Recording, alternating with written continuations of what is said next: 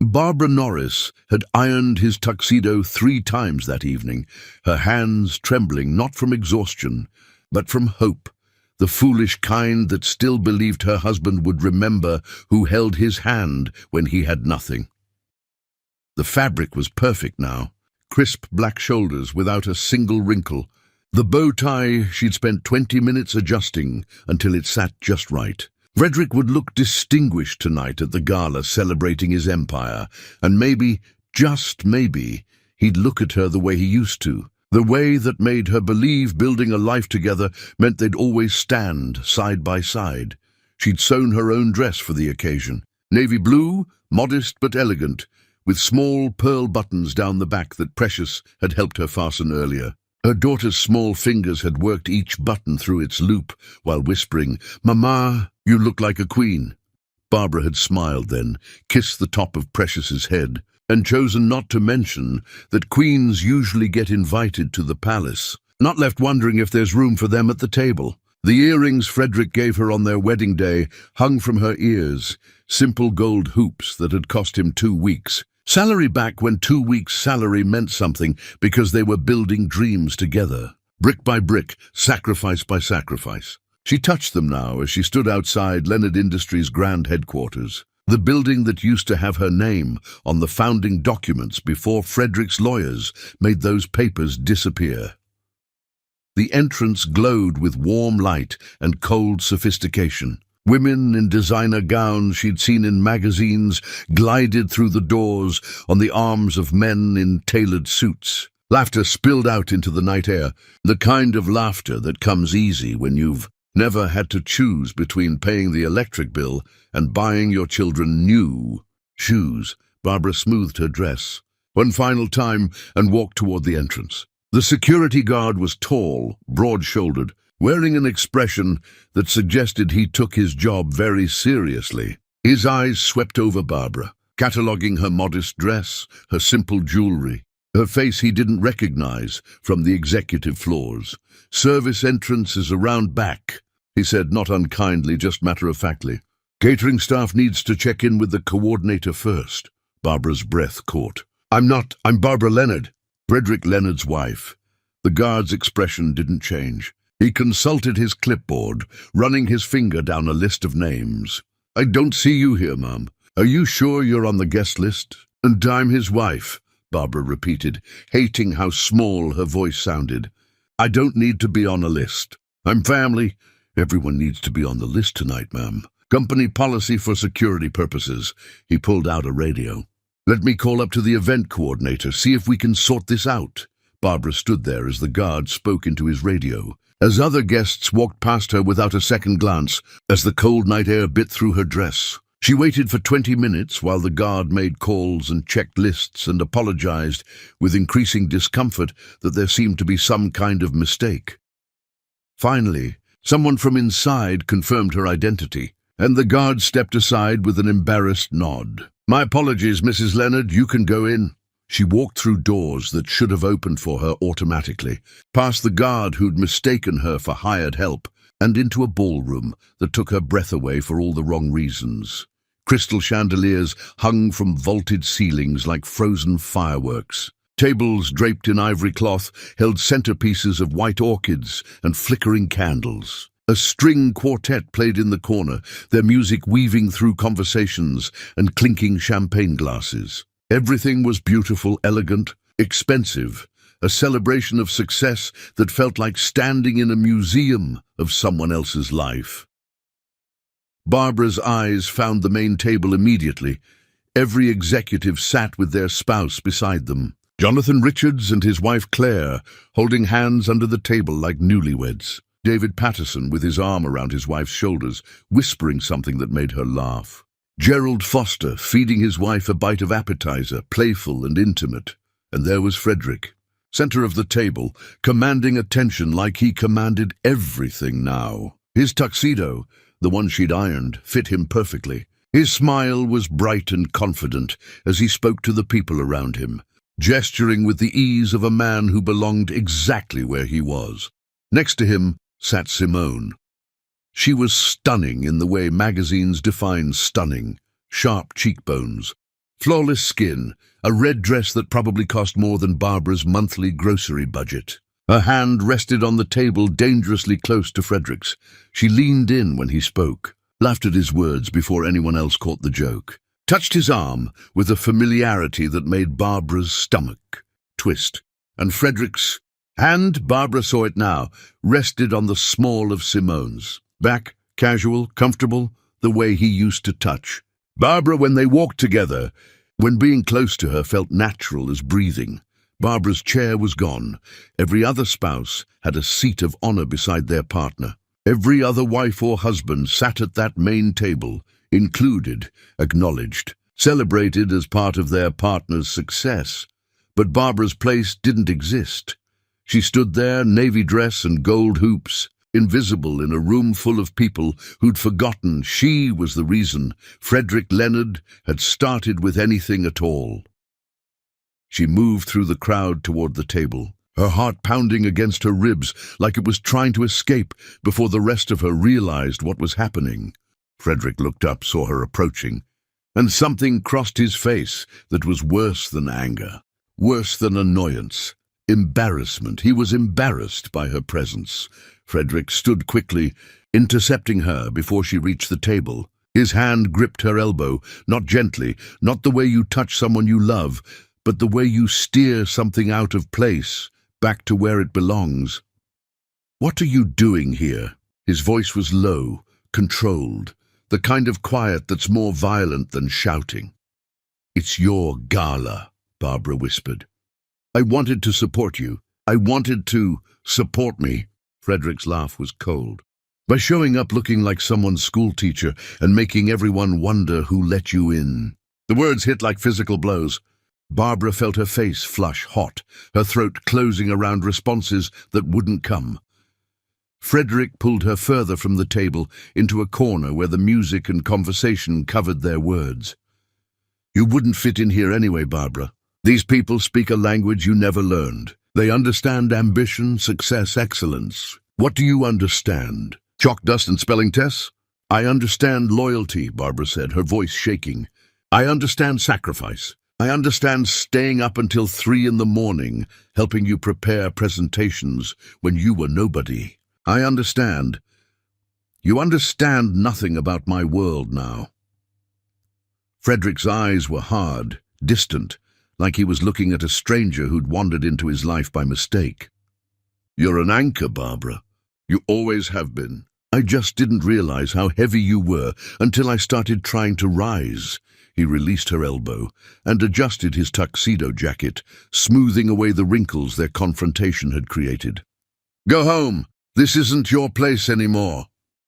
Frederick walked back to the main table without looking back. He slid into his seat beside Simone, who placed her hand on his arm with a concern that looked practiced and said something that made him smile. The smile Barbara used to believe was only for her. Barbara stood in that corner, in her hand-sewn dress, wearing earrings that had meant forever, and watched the man she'd built everything with laugh, with a woman young enough to be their daughter. She watched every other couple at that table exist in partnership, while she existed in nothing. The coat-check attendant asked if she needed anything. Barbara shook her head and stayed exactly where she was for 2 more hours. She watched Frederick give a speech about determination, about never giving up on your vision, about surrounding yourself with people who elevate you rather than diminish your potential. The room erupted in applause. Simone stood, clapping enthusiastically, her eyes on Frederick like he'd just announced the cure for mortality.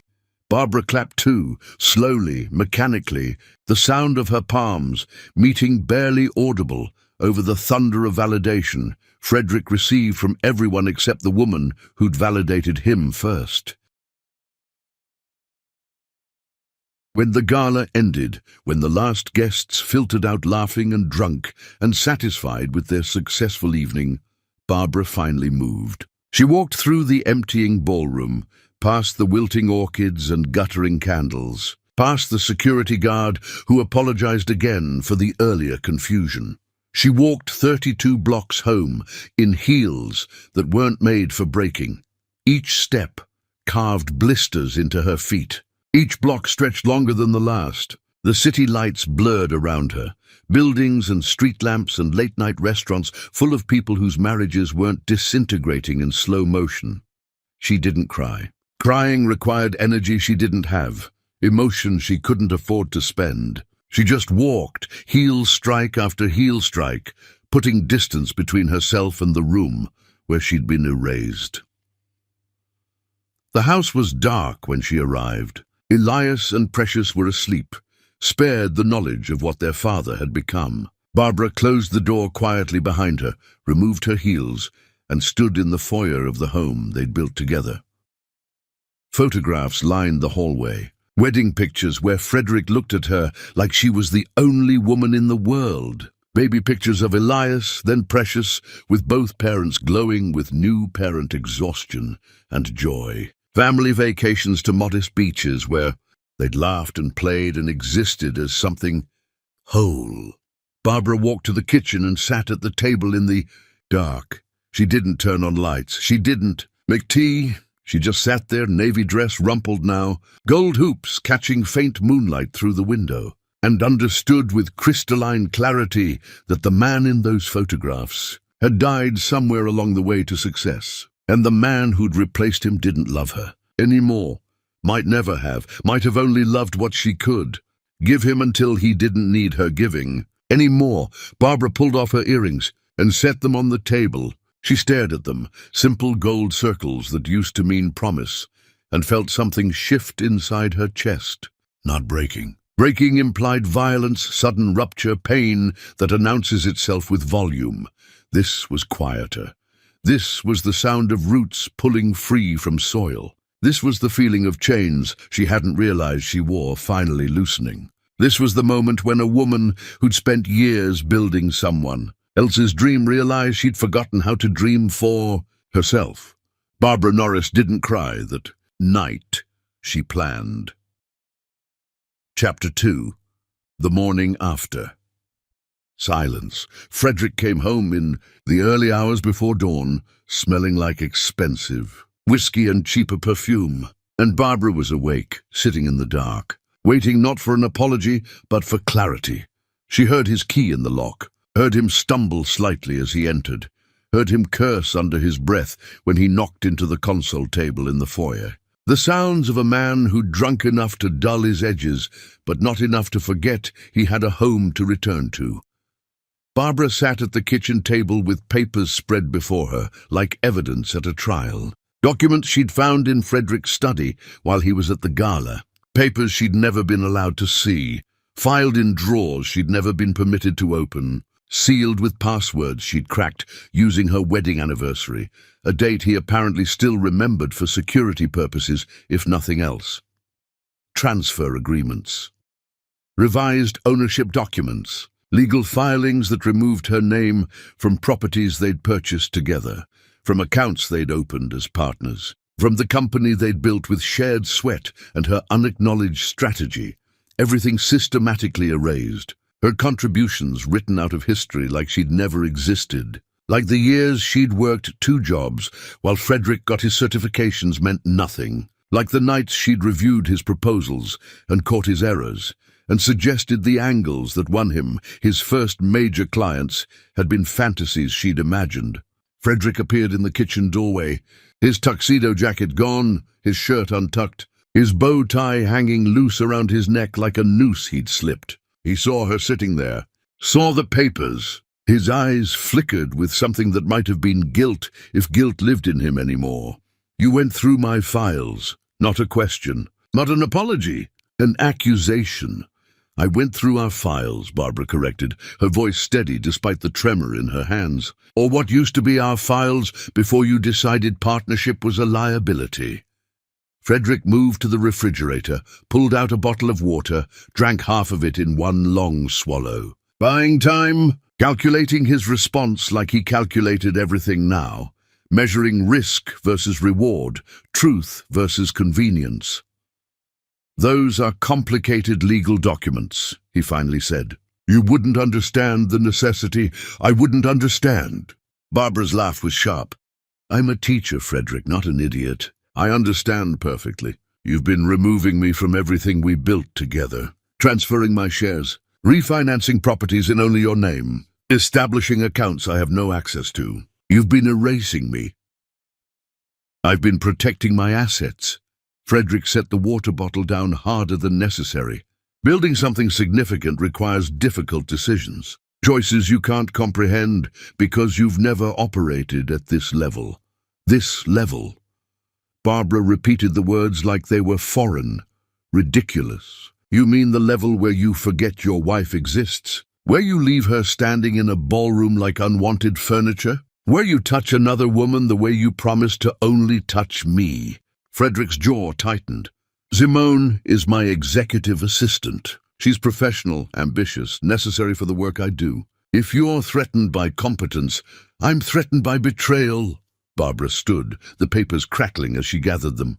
I'm threatened by watching the man I married turn into someone who measures people's worth by their usefulness. Tell me, Frederick, when exactly did I stop being useful to you?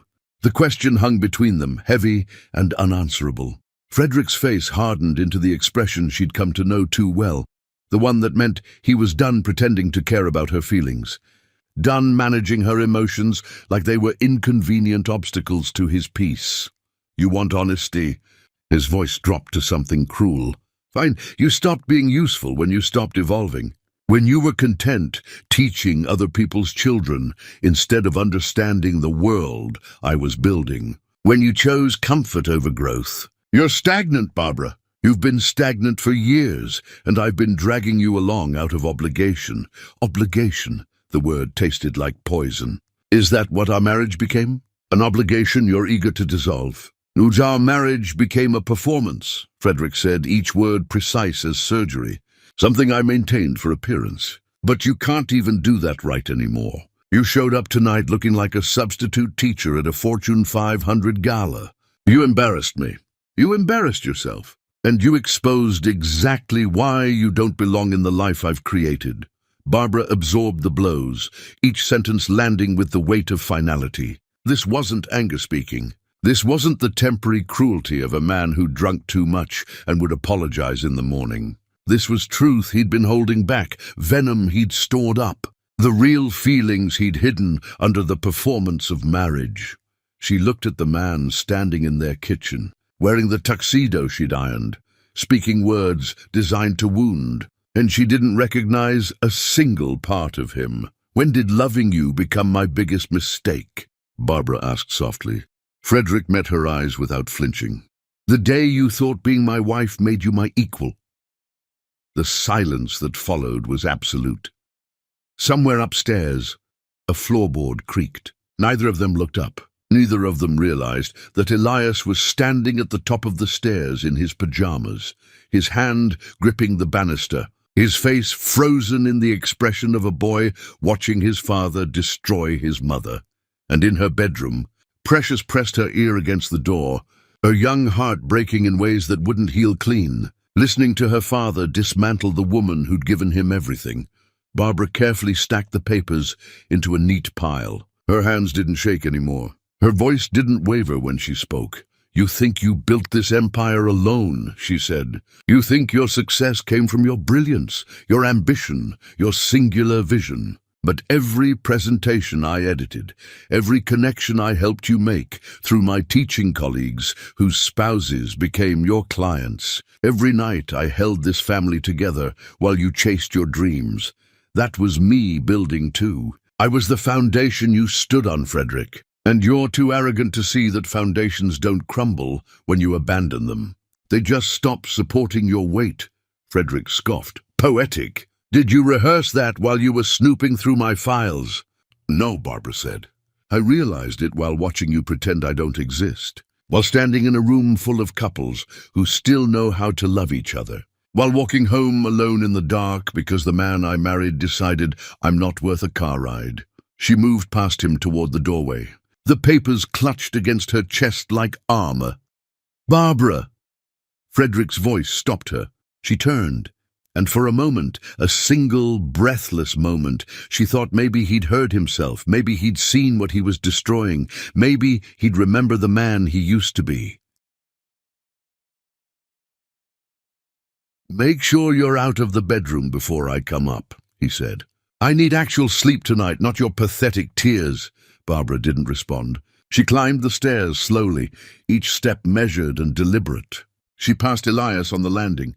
Their eyes met, and in that glance everything unspoken was understood. Her son's face held rage and heartbreak, and a terrible premature understanding of exactly who his father had become.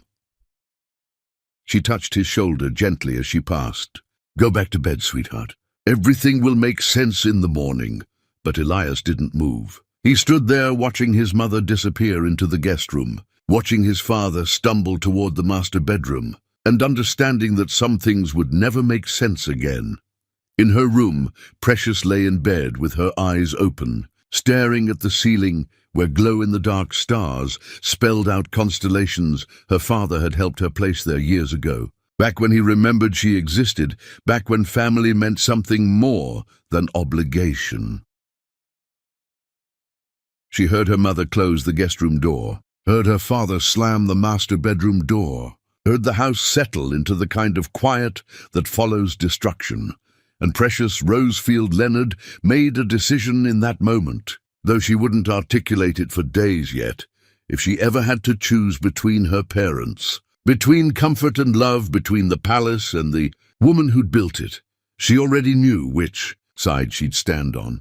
Barbara didn't sleep that night. She sat on the guest room bed with the financial papers spread around her like pieces of a puzzle she'd finally solved. She looked at her wedding photo on the nightstand, young Barbara and young Frederick, smiling like the world was theirs to conquer together. She picked up the frame and stared at it for a long time. Then she opened the nightstand drawer, placed the photo face down inside and closed it. When dawn finally came, painting the guest room in shades of grey and gold, Barbara Norris stood and walked to the closet. She pulled out a suitcase she hadn't used in years, set it on the bed, and began folding clothes with the precision of someone who had already left in her heart. This was the morning everything changed. This was the moment. Calculation became action. This was the day Barbara stopped being Frederick Leonard's wife and started becoming herself again. Chapter 3. The Choice That Broke Him. Frederick assumed his children would choose the mansion with the pool, the private school with the prestige, the life where money solved every problem except the one that mattered. He forgot they had her heart. The sound of Barbara packing woke the house. Not loud, not dramatic, just the quiet rustle of clothes being folded, drawers opening and closing, hangers sliding across rods. The sound of departure in its earliest stages, before tears, before drama, just practical preparation for survival. Frederick emerged from the master bedroom near noon, his face puffy from alcohol and restless sleep, his expensive pajamas wrinkled in ways his tuxedo never would be. He found Barbara in their bedroom. No, his bedroom now, he'd made that clear, carefully removing her clothes from the walk-in closet. A single suitcase sat open on the bed. Not the large designer luggage they'd purchased for the European vacation they never took because Frederick was always too busy. Just a simple black bag, medium-sized, the kind that fits in an overhead compartment because economy passengers don't get checked luggage privileges for free. "What are you doing?" Frederick's voice carried more irritation than concern, like she was rearranging furniture without consulting him rather than dismantling their marriage. "Leaving." Barbara continued, folding a sweater, creasing it precisely down the middle. "I think you made that decision for both of us last night. I'm just executing what you clearly wanted." Frederick laughed, the sound harsh in the quiet room. "You're leaving. Where exactly do you think you're going? You have no job, no savings, no—" "I have my sister." Barbara placed the sweater in her suitcase. "I have Lydia's guest room. I have my teaching certification. I have everything I need except self-respect if I stay here." "Fine." Frederick shrugged, the gesture casual, dismissive. "Go, run to your sister. Play the victim. But understand this, Barbara. Elias and Precious stay here." Barbara's hands stilled on a blouse she'd been folding. "Excuse me?" "You heard me." Frederick moved further into the room, his posture straightening into the boardroom stance he used when negotiating deals. The children remain in this house, in their school, in their life. You don't get to disrupt them because you're having some kind of emotional crisis. Emotional crisis. Barbara turned to face him fully.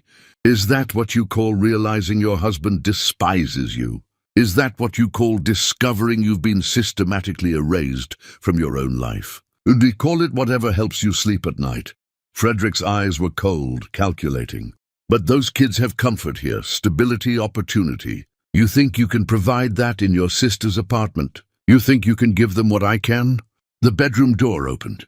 Elias stood in the doorway, fully dressed despite the early hour, his expression unreadable. Are you really leaving, Mom? Barbara's voice softened immediately. Sweetheart, don't answer him, Frederick interrupted. Elias, your mother is upset right now. She's making rash decisions that she'll regret. You don't need to worry about any of this. Elias ignored his father completely, his eyes locked on Barbara. If you're leaving, what happens to us? Frederick stepped forward, placing a hand on Elias's shoulder with performative paternal concern. You stay here, son, where you belong, where you have everything you need. I didn't ask you. Elias shrugged off his father's hand with a deliberateness that made Frederick's jaw tighten. I asked Mom. Barbara moved toward her son, kneeling slightly so they were eye level. You don't have to choose, Elias. You don't have to decide anything right now. I will always be your mother, always love you, no matter where any of us live. That's a cop-out answer, Elias said, but his voice wasn't angry. It was searching, trying to understand the rules of a game that shouldn't exist. You're either taking us with you or you're not. Which is it? Frederick interjected before Barbara could respond. She's not taking you anywhere. You're old enough to understand that this house, your school, your future, all of that costs money your mother doesn't have. They can give you opportunities she can't, college funds, connections, the kind of life that opens doors instead of begging at them. Opportunities. Elias repeated the word like it tasted rotten. Is that what you call what you did to Mom last night? An opportunity for her to know exactly how little she means to you? Frederick's face flushed. You don't understand adult relationships. I understand enough. Elias's voice shook, not with fear, but with fury carefully controlled.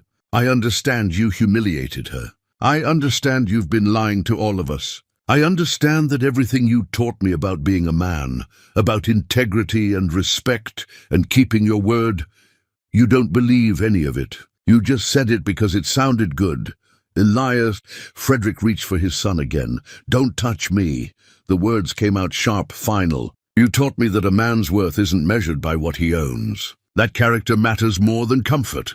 That family comes first, always. Were those lies? Was everything you said just garbage you performed until you got rich enough to stop pretending? The room fell silent except for the sound of Frederick's breathing, heavy and defensive. Your father is under a lot of pressure, Barbara tried to mediate, even now, even after everything. Running everything, managing people, the stress. Stop defending him, Mom. Elias turned to her, his eyes fierce. He doesn't defend you. He doesn't protect you. He threw you away like trash in front of people who probably don't even remember your name. Why are you still making excuses for him? Barbara had no answer. Her son, barely old enough to drive, had just articulated the question she'd avoided for years. The bedroom door opened wider. Precious stood there in her school uniform, her backpack already on her shoulders, her hair in the neat braids Barbara had taught her to do herself. She looked so small in the doorway, so young, but her eyes held something ancient and knowing. Are we leaving, Mama? Her voice was quiet, certain. Like the answer was already decided. Precious, honey, you don't have to, Barbara started. We're not going anywhere. Frederick cut in, his voice hardening. Precious, you love this house. You love your room, your friends, your dance classes. Your mother can't give you any of that. She can't give you anything but struggle. Precious walked into the room, her small feet making almost no sound on the plush carpet Frederick had custom installed last year. She stood between her parents, looking up at her father with eyes that held heartbreak too mature for someone so young. "You didn't come to my last dance recital." "Daddy!" Frederick blinked, caught off guard by the sudden shift. "I had a meeting, sweetheart." I explained. "You didn't come to the one before that either," Precious continued, her voice steady. "Or to my school play, or to parent-teacher conferences. Mama comes to everything. Mama knows my teacher's name. Mama knows what I'm learning, who my friends are, what makes me scared at night. You don't know any of that. You just know that dance classes cost money, and you're the one who pays for them." "Precious, that's not fair." "You said Mama embarrassed you last night," Precious interrupted. "You said she doesn't belong in your world anymore. But Mama is my world. She's the only part of this house that feels like home. Everything else is just stuff, pretty stuff, expensive stuff. But stuff doesn't hug you when you have nightmares. Stuff doesn't help you with homework or make you soup when you're sick. Mama does that. You just pay for stuff and think that's the same thing as being a father." Frederick's face had gone pale. "I provide everything for you. Everything you have, everything you are. I'm not here because of what you provide," Precious said. "I'm here because Mama made me feel like I matter. You make me feel like I cost too much." The silence that followed was devastating. Barbara's eyes filled with tears she refused to let fall. Elias looked at his little sister with a mixture of pride and grief. Frederick stood frozen, his carefully constructed arguments disintegrating under the honest assessment of a child who'd seen more than he'd realized. Frederick's voice, when he finally spoke, came out desperate, grasping. "I can buy you a car, Elias, when you turn 17. Any car you want. And Precious, that trip to Europe you wanted? We'll go next summer. We'll tour Paris, London, Rome, whatever you want. You can't buy what you already broke, Daddy." Precious's voice cracked on the word daddy, like even saying it hurt now. Frederick turned to Barbara, his expression shifting to something harder, more vicious. "This is your fault. You turned them against me. You poisoned them." "I didn't have to poison anyone," Barbara said quietly. "You did this yourself. With every missed dinner, every broken promise, every time you chose work over showing up. I didn't turn them against you, Frederick. I just caught them when you let them fall." Elias moved to stand beside his mother. The symbolism wasn't subtle. His choice made physical, his body positioning itself on her side of an invisible line drawn down the center of the room. "I'm going with Mom," he said, "wherever she goes. Whatever that looks like." Frederick's voice rose, control slipping. "You're a minor. You don't get to make that decision. Legally, I can walk out this door," Elias shot back. "And I will. Every single day. You can drag me back here, but you can't make me stay. You can't make me respect you. You can't force me to forget what you did to the woman who sacrificed everything so you could become someone who thinks sacrifice is weakness." Precious took her mother's hand. "I choose Mama too. I already packed my favorite things last night. They're in my backpack." Barbara looked down at her daughter. This tiny girl carrying a backpack that suddenly represented everything meaningful in her life, and something inside her chest both shattered and healed simultaneously. "You don't have to do this," Barbara whispered to both children. "I will love you exactly the same, no matter what you choose. This isn't about taking sides." "Yes, it is," Elias said. "It's always been about sides. We just didn't realize it until now. And we're choosing love over money. We're choosing the parent who shows up over the parent who just sends checks. We're choosing you, Mom. We already did." Frederick looked at his family, his wife, his son, his daughter, all standing together on one side of the room while he stood alone on the other. He saw his empire reflected in their eyes, saw his success measured by their rejection, saw the cost of his ambition totaled in the space between them. "You'll be back," he said, his voice hollow but stubborn. "Or when you realize how hard it is out there, when you run out of money and options and fantasy notions about love conquering all, you'll come back. And I won't be waiting with open arms." Barbara picked up her suitcase. "We won't be coming back. We don't need everything," Precious said, squeezing her mother's hand tighter. "We just need each other." They walked out of the bedroom together, Barbara, Elias, and Precious, leaving Frederick standing among designer furniture and custom carpeting and all the expensive emptiness he'd chosen over them. Frederick watched them descend the stairs, heard the front door open and close, heard the car start, Barbara's old sedan that he'd been planning to replace with something newer, something that wouldn't embarrass him in the driveways of his colleagues. He stood at the bedroom window and watched them drive away, certain they'd realize their mistake within days. He was wrong. They never came back, and Frederick Leonard stood in his empty mansion, surrounded by everything he'd gained and nothing that mattered, finally understanding the difference. Chapter 4. The Weight of New Beginnings. Barbara's sister's apartment was 1,700 square feet smaller than their old house, but for the first time in years, they could breathe without permission. The building stood in a neighborhood Frederick would have called transitional, with the kind of disdain people use when they mean poor but want to sound diplomatic. Lydia lived on the 3rd floor, accessible only by stairs that creaked protest with every step. The hallway smelled like someone's cooking, spices Barbara couldn't name, but that made her stomach growl despite the knot of anxiety living there permanently now. Lydia opened the door before Barbara could knock, like she'd been watching through the peephole waiting for them. She was older than Barbara by 4 years, greyer by circumstance, divorced by choice, and more genuinely happy than anyone Barbara had seen in the circles Frederick travelled. "Get in here," Lydia said, pulling Barbara into a hug that lasted long enough to matter. "Took you long enough to wake up."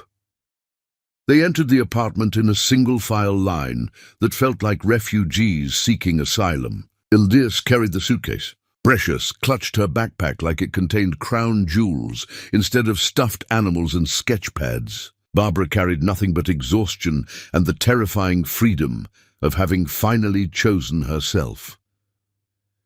The apartment was small but lived in, filled with mismatched furniture and photographs of people who smiled because they wanted to, not because cameras required it. Plants thrived on every available surface.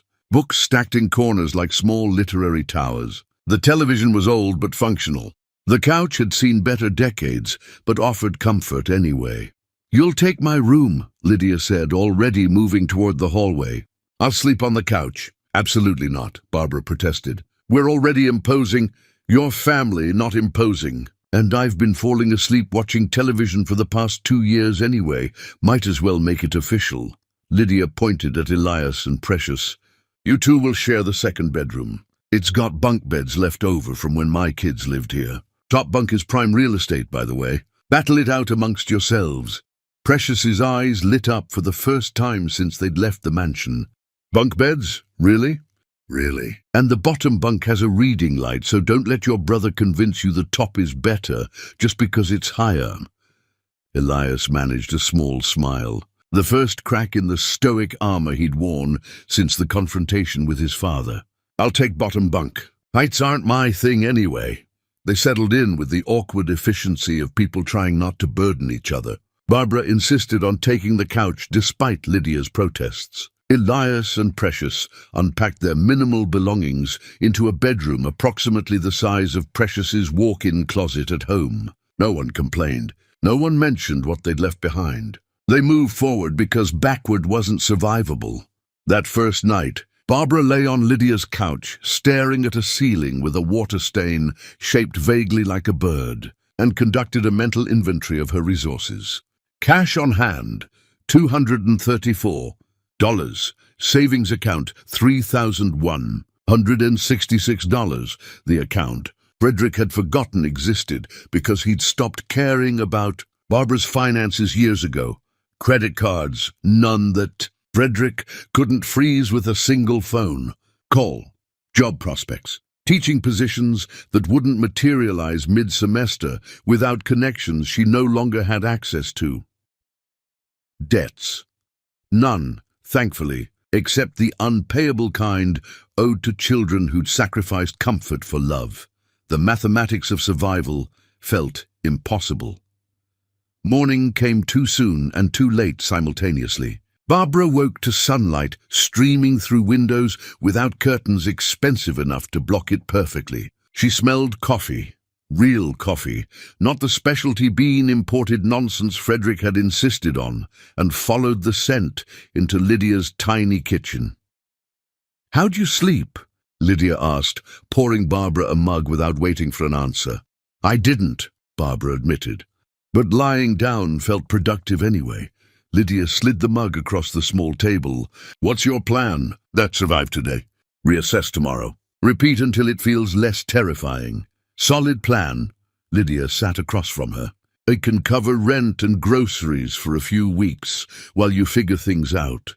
"No arguments. I watched what that man did to you for years. Consider it back payment for every time I bit my tongue instead of telling you to leave." Tears threatened, but Barbara blinked them back. Crying felt like luxury she couldn't afford. "Thank you for everything. For not saying, 'I told you so.'" "The day isn't over yet," Lydia said with a grin that made Barbara laugh despite everything.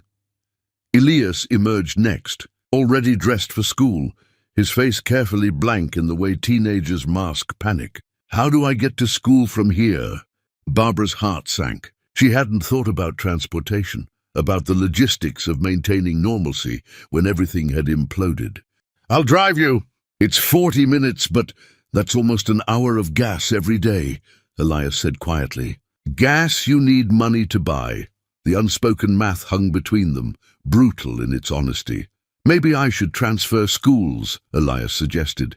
"Somewhere closer. The district school is probably fine." "Your senior year," Barbara started, "doesn't matter if it bankrupts us." Elias's voice was matter-of-fact. "Practical, too adult for someone who should still be worried about nothing heavier than college applications. I can transfer, make new friends. It's fine." It wasn't fine, and they both knew it. But fine was a luxury they'd given up when they chose love over money. Precious appeared in the doorway, her school uniform slightly wrinkled from being packed in a backpack. "Can we eat breakfast?" "Of course, baby." Barbara moved toward the kitchen, mind racing through the inventory of Lydia's pantry, the cost of groceries, the mathematics of feeding 2 growing children on a budget that didn't exist. They ate cereal, generic brand, perfectly adequate around Lydia's small table, and Barbara watched her children adapt in real time to a life without abundance. Elias took a normal-sized portion instead of his usual overflowing bowl. Precious didn't complain about the lack of fresh fruit.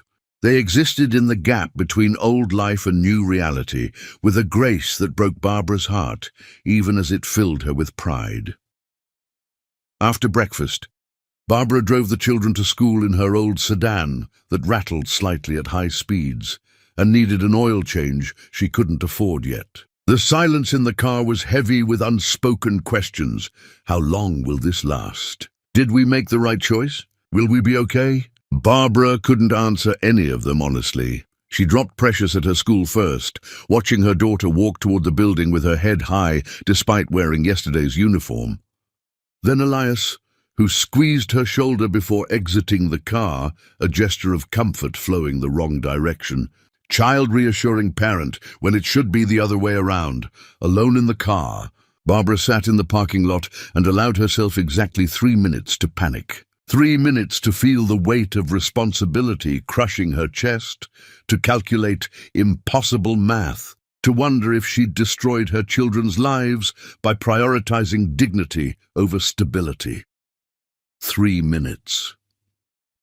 Then she dried her eyes, pulled out of the parking lot, and drove to the community center she'd passed on the way to Lydia's apartment. The building was old but maintained, painted cheerful yellow with a garden out front that someone actually tended. A bulletin board near the entrance displayed flyers for various programs: ESL classes, job training, youth sports, senior activities, and one small notice at the bottom: volunteer tutors needed for after-school program. Contact director inside. Barbara stepped inside. The director was a woman named Constance, who looked tired in the way people who care too much always do. She explained the program in air quotes Barbara could hear.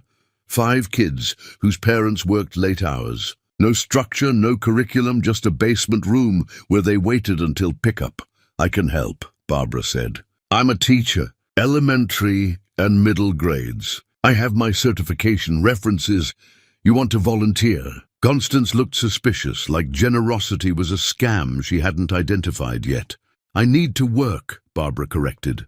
But I understand there might not be budget for paid positions right now. So I'll volunteer until there is. I need somewhere to be. Something to do that matters. Constance studied her for a long moment. You running from something? Yes, Barbara answered honestly. But I'm running towards something too. I just don't know what it looks like yet. Okay. Constance stood, extending her hand. Monday through Friday, 3 to 6. Bring whatever you need for teaching. We'll provide space. Can't promise much else. Barbara shook her hand, feeling purpose solidify for the first time since leaving the mansion. Space is enough. For now, space is everything. She returned to Lydia's apartment and spent the afternoon creating lesson plans with borrowed paper and pens she'd saved from her old teaching days. She organized activities, planned reading strategies, sketched out schedules. She built structure from nothing because structure was all she knew how to build anymore. When Elias and Precious came home from school, Barbara was sitting at the kitchen table, surrounded by her planning materials. What's all this? Precious asked, climbing into the chair beside her mother. I found a job, sort of. Tutoring at the community center. It doesn't pay yet, but it's something is good, Elias said, dropping his backpack by the door. Better than nothing. I talked to the school office, Elias continued, about work-study programs. There's a grocery store near here that hires students. They'll work around my schedule. Elias, you don't have to— Yes, I do, he interrupted gently. We're a team now, Mom. Teams support each other. That's what you taught me. Precious pulled out her sketch pad. And I can help Aunt Lydia with her baking on weekends. She said I'm good at decorating cupcakes. Barbara looked at her children, these remarkable humans who'd chosen struggle alongside her instead of comfort without her, and understood that wealth had nothing to do with bank accounts. We're going to be okay, she said, believing it for the first time. We already are, Precious said simply, returning to her drawing. That night, they ate dinner Lydia had cooked. Simple pasta, sauce from a jar, bread from the discount bakery, and laughed about stupid things that didn't matter.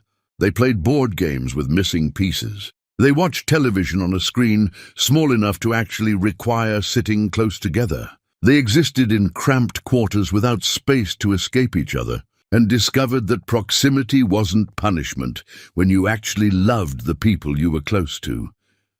Barbara tucked Precious into the bottom bunk, kissed her forehead, and listened to her daughter whisper, I miss my room sometimes, but I don't miss the house. Does that make sense? No, perfect sense, baby. Buildings aren't homes. People are.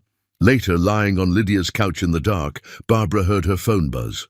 A text from Frederick's lawyer. Legal papers would arrive soon regarding custody arrangements, asset division, official dissolution of marriage. She deleted it without responding. Tomorrow, she'd worry about lawyers and papers and the brutal formality of ending what was already dead. Tonight, she'd sleep on her sister's couch, knowing her children were safe, fed, and learning that love without luxury was still love, maybe even the purest kind. Barbara closed her eyes and dreamed of classrooms filled with children who needed her, of building something from nothing, of foundations that held steady because they were built on purpose instead of pride. Outside, the neighborhood settled into its evening rhythms, and somewhere across town, Frederick sat in his empty mansion, wondering when his family would realize their mistake and come home. They never would. But he wouldn't understand that until much, much later. Chapter 5. Roots Deeper Than Riches. Barbara learned that empire building looks different when you're not trying to conquer. It looks like 8-year-old hands finally learning to read, like mothers crying grateful tears, like building something that can't collapse because it's held up by love. The community center's basement room smelled like old carpet and possibility. 5 children sat on metal folding chairs when Barbara arrived for her first day, their faces carrying the particular exhaustion of kids who've been parked somewhere to wait, while adults handle adult things. They ranged in age from 7 to 13, unified only by circumstance. Parents who worked evening shifts, grandparents who couldn't manage the energy, older siblings who'd aged out of caring. These were the leftover children, the ones who fell through gaps in systems designed for families that looked different than theirs. Barbara set down the box of supplies she'd assembled from dollar store finds and library donations: workbooks, pencils, construction paper, crayons that had seen better days but still made color.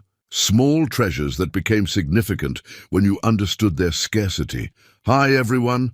I'm Mrs. Norris. I'll be spending afternoons with you from now on." The oldest boy, name tag reading Jerome, slouched deeper in his chair. "Another volunteer who'll quit in a week. Cool." "Maybe," Barbara acknowledged, refusing to promise what she couldn't guarantee.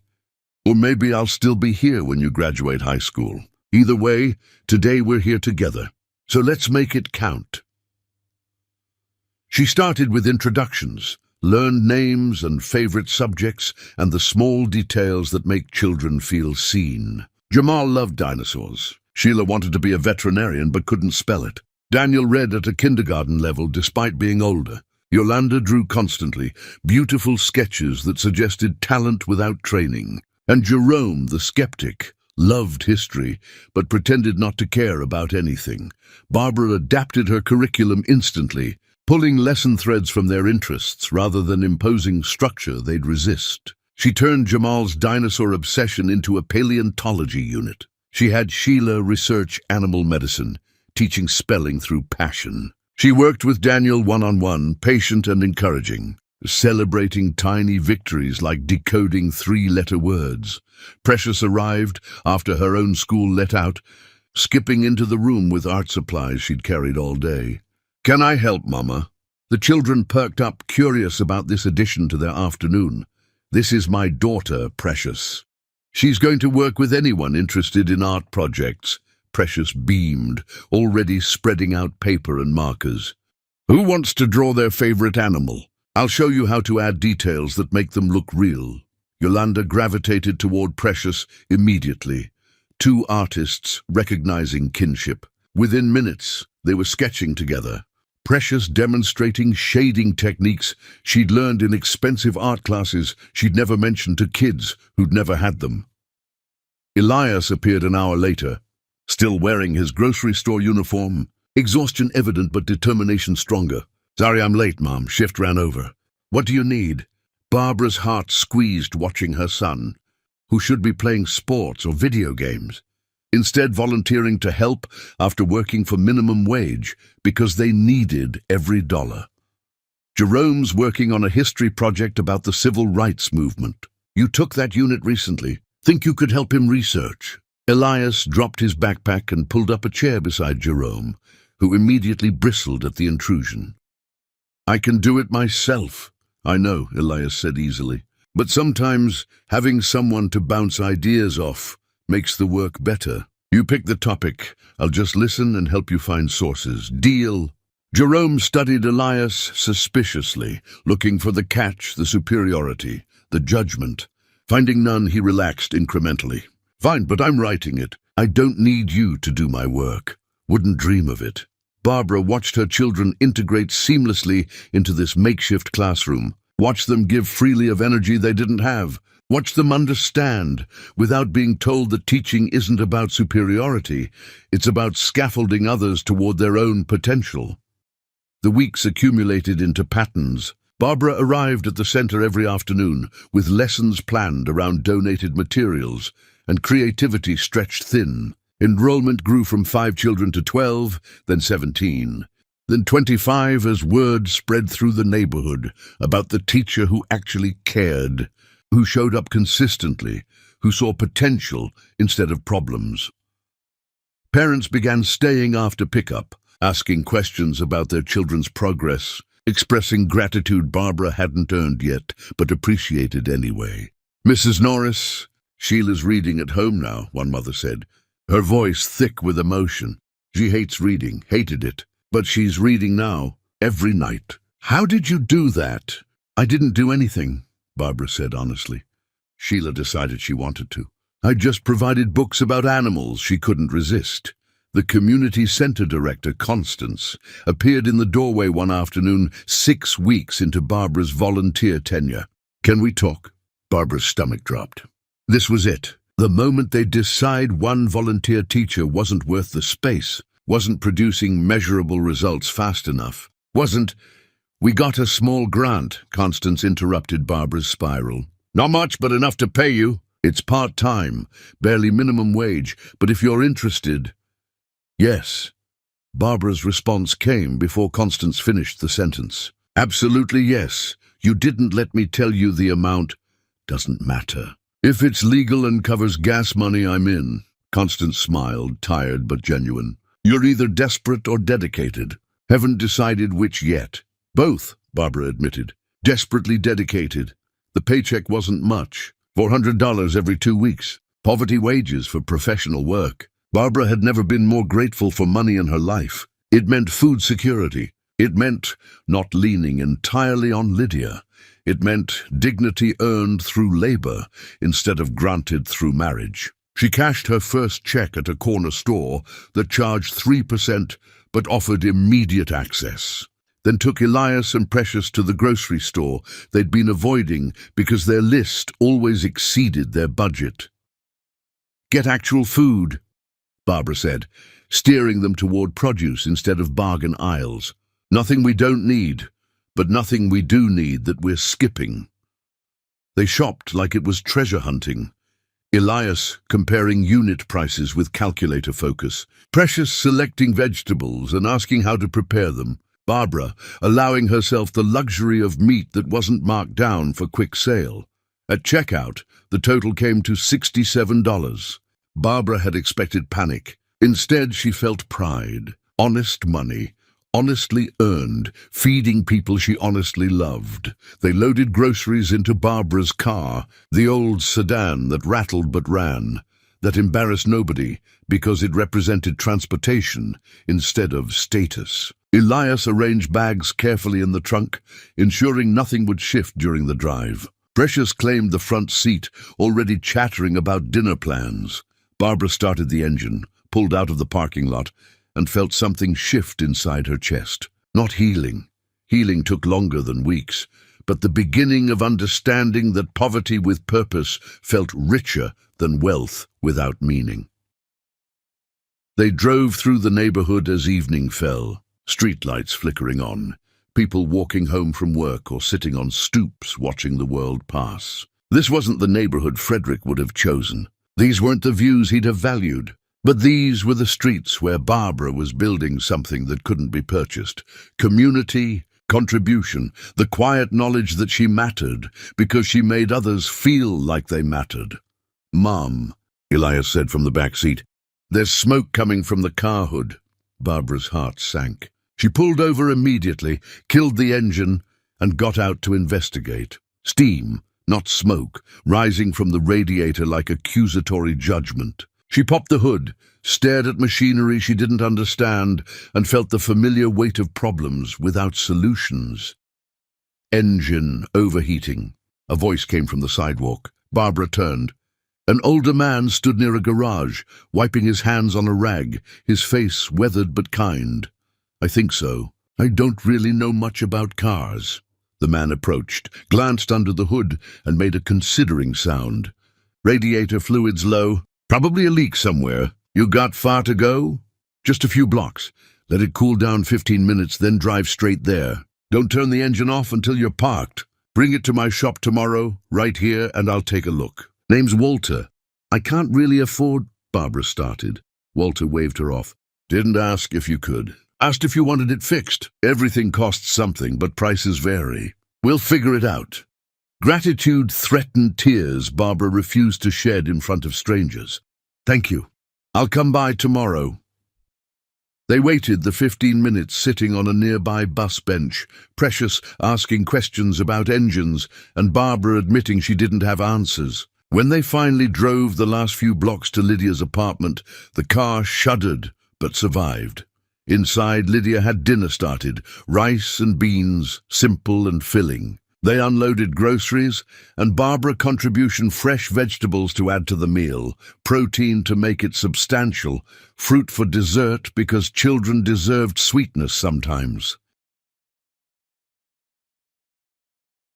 They ate together around the small table that barely fit 4 people, but somehow accommodated them perfectly. They talked about their days, Elias's co-worker drama at the grocery store, Precious's improving art skills, Barbara's expanding tutoring program, Lydia's successful weekend at the farmer's market selling baked goods.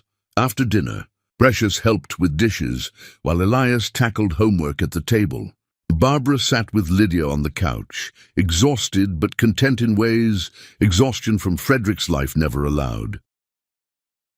"Your car making that noise again?" Lydia asked.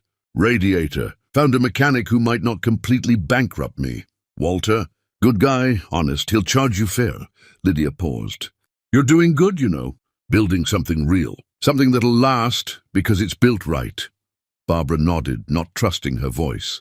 That night, lying on the couch in the dark, Barbara thought about the article she'd read that afternoon. A small piece in the local paper about the community center's expanded programming, mentioning her by name. Barbara Norris brings dedicated teaching experience to underserved youth. It was tiny, insignificant to anyone who measured success by square footage and salary. But to Barbara, seeing her name attached to work that mattered, to contribution that helped rather than merely impressed, felt like the first true recognition she'd received in years. She'd taped that article to Lydia's refrigerator, not from pride, but as proof that starting over was possible. That significance came from service, that empires built on love instead of ego had foundations nothing could shake. Across town, Frederick sat in his mansion reading the same article. He'd found it accidentally while searching for something else, seen Barbara's name, read about her community work, and felt something he refused to name as regret. He crumpled the paper, threw it toward the recycling bin, missed, left it on the floor, where hired cleaners would find it the next day. He poured whiskey into crystal glasses and told himself his ex-wife's small achievements meant nothing, affected nothing, threatened nothing. He was lying to himself, but he'd become excellent at that. Meanwhile, Barbara slept soundly on her sister's couch, dreaming of classrooms and children and the quiet satisfaction of work that actually mattered, completely unaware that the man she'd left behind was beginning the slow process of unraveling. Some collapses happen suddenly. Others take time, brick by brick, decision by decision, until the structure that seemed so solid proves itself hollow. Frederick's collapse was just beginning, and he had no idea how far he'd fall before hitting something solid enough to hold his weight. Chapter 6, The Empires. First cracks, Frederick Leonard discovered that loyalty, purchased with paychecks, disappears the moment the checks get smaller, and Simone's devotion lasted exactly as long as his quarterly profits. The audit notification arrived on a Tuesday morning, clinical and bureaucratic in its language, routine financial review, standard procedure. Please provide documentation for accounts, ending in various numbers that Frederick didn't immediately recognize, because he delegated those details to people he'd trusted to handle them, people like Simone. She'd been handling his financial oversight for some time, managing accounts with access he'd granted because she was competent, beautiful, and told him what he wanted to hear. She worked late hours Frederick mistook for dedication. She accompanied him to dinners he called networking, and she probably called something else. She'd filled spaces Barbara had vacated, both professionally and in the dangerous territory of implications neither of them had made explicit. Frederick called her into his office. The notice spread on his desk like evidence of something he hadn't yet understood. "Did you know about this audit?" He kept his voice casual, not yet suspicious, just seeking information. Simone's expression remained perfectly neutral. "Audits are standard. Nothing to worry about. I'm sure everything will check out fine. These account numbers," Frederick pointed at the list. "What are these for specifically?" "Client trust accounts, operational reserves, standard holdings. I can pull the documentation if you'd like to review it." "Do that," Frederick said. "By end of day, I want everything organized before they start digging." Simone nodded, left his office with the same confidence she always carried, and Frederick thought nothing more of it until the auditor arrived the following week and started asking questions. Nobody could answer because the answers had apparently left the building. The auditor was a woman named Patricia who wore sensible shoes and an expression that suggested she'd seen every financial trick humans had invented and wasn't impressed by any of them. She set up in Frederick's conference room with boxes of files Simone had provided, and within 4 hours, Patricia's expression had shifted from neutral to concerned. "Mr. Leonard, can you explain these transfer patterns?" She showed him spreadsheets with highlighted rows, numbers that should have stayed in one column, but had apparently taken detours through several others before disappearing entirely. Frederick stared at numbers that meant nothing, following trails that led nowhere. "What am I looking at?" Money leaving your client trust accounts in increments just below reporting thresholds, routing through intermediate accounts, then disappearing into what looks like personal holdings that don't match your declared assets." "That's impossible. Those accounts are strictly managed. Only my financial director has access to authorize those kinds of transfers." Frederick stopped mid-sentence, the realization hitting him like physical force. Simone had access. Simone had authorization. Simone had been managing these accounts for 18 months, while Frederick had been too distracted, building his image and destroying his marriage, to notice patterns that should have raised immediate red flags. "Where is Miss Simone Caraway?" Patricia asked, her tone suggesting the question wasn't casual curiosity. "I'll find her." Frederick stood, his movements sharp, with barely controlled panic.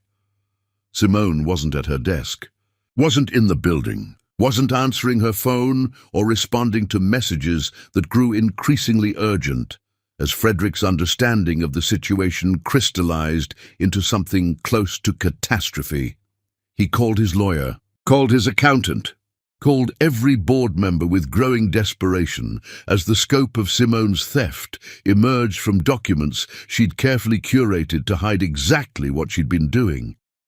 She'd stolen systematically, methodically, with the kind of precision that suggested experience. Small amounts at first, testing security protocols, then larger sums as she understood where the gaps existed, where oversight failed, where Frederick's trust had created vulnerability.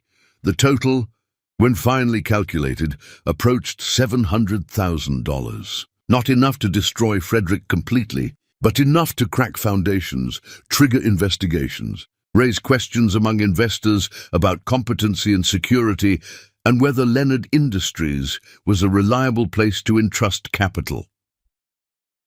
Frederick sat in his office long after everyone else had left, staring at financial statements that revealed his own stupidity in clinical detail. He'd been so focused on image, on appearing successful, on surrounding himself with attractive competence, that he'd never actually verified that competence was real. He'd chosen Simone because she made him look good, because having her beside him suggested virility, relevance, power, because Barbara had made him feel ordinary and Simone had made him feel exceptional. And he'd valued exceptional over honest, without considering that exceptional people rarely waste time making mediocre men feel important. His phone buzzed. A text from an unknown number. "You taught me everything, Frederick. Take what you want when you want it, from whoever's too weak to stop you. Thank you for the education. And the money?"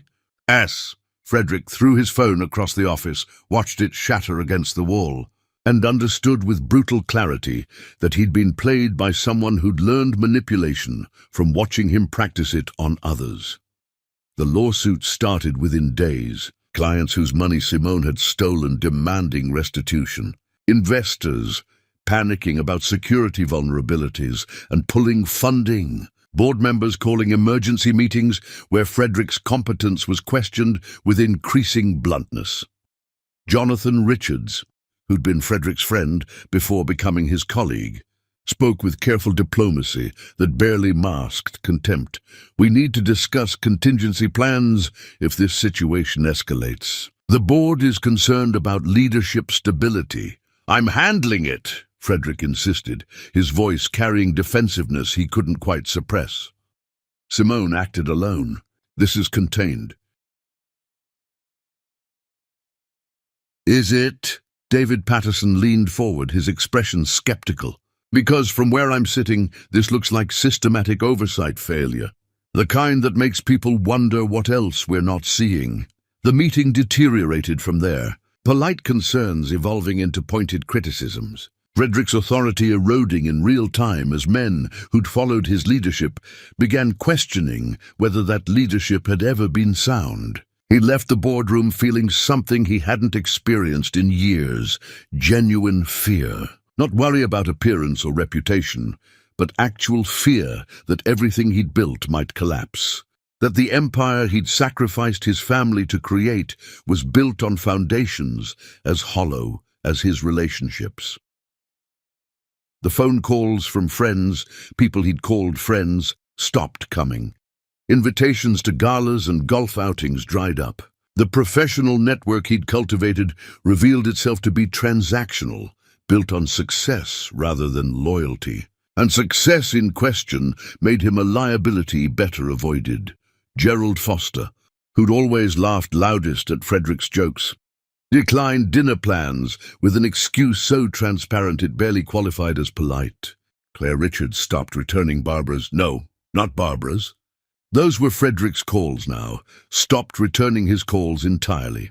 Frederick discovered that social capital evaporated faster than financial capital, and he was losing both simultaneously. He tried calling Barbara once, late at night, whiskey brave and desperate for the kind of support she used to provide without being asked. His finger hovered over her contact, the one he hadn't deleted, because deleting it would mean admitting she was gone permanently. And after 30 seconds of hovering, he chickened out, set the phone down, and poured another drink instead. She wouldn't help him. Why would she? He'd destroyed her publicly, dismissed her contributions, treated her like an embarrassing relic of a life he'd outgrown. She owed him nothing, and he couldn't bring himself to beg from the woman he'd scorned. Pride, even in collapse, was a stubborn companion. The investigation expanded. Authorities got involved, asked questions Frederick couldn't answer, implied incompetence he couldn't refute. His lawyers worked overtime on damage control, their billable hours adding to mounting financial pressure that grew heavier daily. Frederick's sleep became fractured, broken by anxiety and the particular insomnia that comes from understanding you're drowning without knowing how to swim. He'd wake at 3 a.m. in a cold sweat, mind racing through scenarios of complete financial ruin, professional disgrace, the total collapse of everything he'd sacrificed his family to build. One night, unable to sleep, he drove past the community center where Barbara taught. He didn't plan to, didn't consciously choose the route. But somehow, his car ended up parked across the street, watching lights in basement windows, wondering if she was in there, wondering if she ever thought about him, wondering if she'd heard about his unraveling and felt vindication or indifference or something he couldn't name because emotions had become foreign territory. Child emerged from the center with a woman Frederick didn't recognize. Their faces lit by warm light from inside, their body language speaking of connection and care. The woman hugged the child goodbye, and Frederick felt something twist in his chest, not jealousy exactly, but a recognition of intimacy he'd traded away for cold professional relationships that dissolved under pressure. He drove home to his mansion that felt larger and emptier every day, filled with furniture he'd bought to impress people who'd stopped visiting. decorated with art, selected by designers paid to make him look cultured rather than feel anything. Frederick poured whiskey into glasses expensive enough to be meaningless, sat in his study, surrounded by awards and accolades that suddenly felt hollow, and stared at the one photograph he hadn't removed, his wedding photo, buried under papers on a shelf he rarely accessed. Young Barbara smiled at young Frederick in that picture, both of them glowing with hopes neither had realized would curdle into resentment and regret. He looked at that photo, at the man he'd been before ambition had transformed him into someone capable of cruelty disguised as success, and wondered when exactly he'd decided that becoming impressive mattered more than remaining decent. The answer was obvious, even if he couldn't quite articulate it. The moment he'd realized he could, power hadn't corrupted him suddenly. It had revealed who he was when no one could stop him, when consequences seemed abstract, when the people who loved him could be dismissed because they loved him without conditions he needed to meet. Frederick set the photo face down on his desk, unable to look at it anymore, unable to face the man he'd been or the man he'd become. Outside, the city continued its evening routines, people living lives that didn't revolve around his crisis. And somewhere across town, Barbara was probably reading, Precious a bedtime story, or helping Elias with homework, or existing in the quiet contentment of a life built on love instead of leverage. Frederick drank until the whiskey numbed his thoughts, until sleep became possible, even if rest remained elusive, and understood with devastating clarity that he was facing the consequences of choices he'd made deliberately, enthusiastically, without considering that all bills eventually come due. The empire he'd built was cracking, and he had no idea how to stop the fractures from spreading. But collapse, like growth, follows its own timeline, and Frederick's fall had only just begun. Chapter 7. Parallel Worlds. By the time Rosefield Learning Center celebrated its third anniversary with 180 students, a waiting list, and a city commendation, Frederick Leonard was celebrating nothing. He was drowning in a silence so loud it screamed his failures. Barbara stood in front of Rosefield's renovated building, transformed from abandoned warehouse into functional educational space through grant funding and community belief. The sign above the entrance read, Rosefield Academy, where every child matters. And Barbara felt pride that can't be purchased, only earned through daily dedication. The anniversary celebration filled the space with students, parents, and teachers. Children performed songs from music classes that hadn't existed before. Elias, now confident and honorable, greeted families at the entrance. He'd enrolled in community college, studying education policy, and worked part-time at Rosefield coordinating programs. Precious led tours of the art studio she'd helped design, demonstrating leadership that came from service rather than dominance. Barbara moved through the celebration, accepting congratulations with grace, deflecting praise to her team and community. She'd been featured on local television, interviewed about community-driven education models. A reporter approached. Mrs. Norris, Rosefield has grown exponentially. What do you attribute that success to? We succeed because we show up every day for every child. We've built trust by being trustworthy. Everything else follows from that foundation. The celebration ended with Rosefield's student choir performing, their voices genuine if imperfect, and Barbara understood this was success that actually mattered. Meanwhile, across the city, Frederick packed boxes in a one-bedroom apartment that smelled like someone else's cooking and felt like failure. The mansion had been foreclosed, cars repossessed, furniture auctioned to pay debts that kept multiplying. Leonard Industries sold to satisfy creditors. Frederick's apartment was the kind of place he'd have mocked before: thin walls, broken cabinets, worn carpet. He owned almost nothing now: clothes, a laptop, a few books. Everything else converted to cash for mistakes that kept compounding. He worked in a cubicle at a consulting firm that hired him because they paid poorly enough that desperation outweighed dignity. His boss was younger, smarter, and treated him with courtesy that barely masked contempt. He ate lunch at his desk, discount sandwiches, and walked to work because car ownership was luxury he couldn't afford. His health declined. Blood pressure spiked. Panic attacks ambushed him randomly. Insomnia became constant. Frederick saw a therapist because his doctor insisted. Dr. Rivers listened more than she spoke and refused to let Frederick blame external factors. You talk about Simone stealing from you, but you don't talk about what you stole from your family. I didn't steal. You took their time and gave back absence. You took their support and returned criticism. That's theft. Mr. Leonard, you stole years they'll never get back and convinced yourself that providing financially meant you didn't owe them emotionally. The words hit harder than any financial loss. Frederick wanted to argue but couldn't because Dr. Rivers was right. He left therapy feeling worse, which Dr. Rivers called progress. Uncomfortable means you're confronting truth. Frederick drove past Rosefield Academy one night, maybe intentionally, maybe not. The building glowed with evening activity. He parked across the street, watching Barbara move past windows. She looked content, settled, purposeful. She laughed at something, threw her head back in genuine amusement, and Frederick felt jealousy so sharp it hurt. Jealousy of the man she'd once laughed with before he'd killed joy through neglect. Elias appeared beside Barbara, then Precious carrying artwork.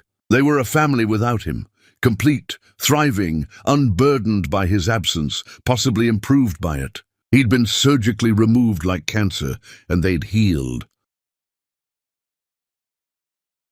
Frederick sat in his used sedan and let himself feel grief. Not for what he'd lost, but for what he'd destroyed deliberately. He cried for the first time since childhood, messy and undignified, stripped of every defense against vulnerability.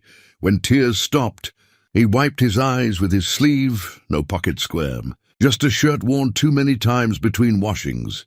He drove home, climbed creaking stairs, and stood in his nearly empty living room, understanding this was rock bottom. The only choice left was whether to stay drowning or start learning to swim. Frederick searched for support groups. Not networking. Support groups for people rebuilding after collapse, for humans who destroyed their lives and needed community. He found one. Tuesday nights at a church basement. Rebuilding after loss. All welcome. No judgment. Frederick stared at the screen for 20 minutes before marking himself as interested. It wasn't redemption, just acknowledgement that he needed help, that maybe learning to be different required admitting the old person had failed catastrophically. Across town, Barbara tucked Precious into bed, listened to her daughter's day with the openness that comes from feeling safe and loved. She found Elias making tea, a habit inherited from her. "Good day," he asked. "Really good. How's your research paper?" "Almost done. About educational equity. Inspired by Rosefield," Barbara smiled. "I'm proud of you. Not for grades, but for choosing to build instead of take. You taught me that by living it." They sat in comfortable silence. Survivors who'd rebuilt themselves stronger, and Barbara felt gratitude for the life she'd chosen, despite what it cost. She'd learned to live without luxury, without status, without a partner who valued only what she provided, and discovered she could live beautifully, meaningfully, joyfully, not despite loss, but because of it. Some lessons cost everything to learn, but some lessons are worth the price. Chapter 8. The Bottom Has No Doors. Frederick Leonard hit rock bottom and discovered it had no doors. No windows, no exits marked redemption, just mirrors everywhere he looked, reflecting a man he no longer recognized and wasn't sure he could rebuild. The church basement smelled like old coffee and honest desperation. 12 folding chairs in a circle, each occupied by someone who'd learned pride, comes before falls nobody photographs. Men mostly, a few women, all wearing expressions, suggesting they'd rather be anywhere else but had run out of elsewheres. Frederick arrived early. I took a seat near the back, avoided eye contact with other early arrivals, equally committed to invisibility. An older man entered, weathered but with kind eyes that had seen too much and still chose kindness. "Welcome, everyone. I'm Thomas. I facilitate these meetings, but I'm also just another person trying to figure out how to live with damage I've caused. Let's go around the circle. Share your name, whatever brought you here. No judgment, no advice unless requested." They went around. Richard, whose gambling cost him his family. Maria, who'd prioritized career until she woke up successful and alone. James, whose anger drove everyone away. Each person spoke with raw honesty that made Frederick's chest tight. When the circle reached him, Frederick's mouth went dry. "I'm Frederick. He stalled, pride fighting visibility even here. "Take your time," Thomas said gently. "I destroyed my marriage," Frederick finally said. "My wife was the foundation of everything I built, every success she made possible. And I treated her like she was worthless because I convinced myself success meant I'd outgrown her. I humiliated her publicly, gaslit her privately. My kids went with her, which they should have, because I was a terrible father and worse husband. I told myself providing money meant I didn't owe them time or respect." The group listened without interrupting, giving Frederick space to speak things he'd never articulated. Now everything's gone. The business collapsed. My friends disappeared. I lost everything I thought defined me. And the worst part is I deserve all of it. Every consequence. Because I chose this. I chose ego over love, image over integrity, and destroyed people who'd done nothing except believe in me. Thomas spoke first. "Thank you for that honesty, Frederick. That takes courage." Richard nodded. "The hardest part is living with what you did when you can't undo it." "Do they know you're trying to change?" Maria asked. Frederick shook his head. "No, and they shouldn't have to know. They've moved on. I don't have any right to intrude." "Change isn't about earning forgiveness," James said. "It's about becoming someone different, regardless of whether anyone witnesses it." Frederick attended every Tuesday meeting after that. Showed up even when he didn't want to, especially then. Because showing up when difficult was how you built different habits. He started journaling, letters to Barbara, Elias and Precious he never sent but needed to write. Apologies that couldn't fix anything but articulated understanding of what he'd broken. "Dear Barbara," he wrote one night. "I don't know if you think about me anymore. You probably don't. Why would you? But I think about you constantly. About the woman who worked 2 jobs so I could finish my certifications. About nights you helped me prepare presentations because you believed in me. About how I repaid your faith by deciding you were beneath me. I wish I could tell you I've changed. But change measured in months means nothing against damage measured in years. I'm trying, not for you, you don't owe me anything, but for myself, because living as the person I became is unbearable. I don't expect forgiveness. I just wanted to say you were right about everything, and I was wrong about all of it. Frederick." He folded the letter, tucked it into his journal, knowing he'd never send it because sending would force Barbara to process feelings she'd probably moved past. Therapy with Dr. Rivers became spaces where Frederick confronted inherited patterns. His father had measured love in financial provision, worked constantly, been emotionally absent. Frederick had absorbed that lesson completely without questioning it. "Your father did the best he could with the tools he had," Dr. Rivers said. "But you don't have to use the same tools. How do I build differently when I've already destroyed everything?" Build for yourself first. Become someone whose company you can tolerate. The rest follows, or it doesn't.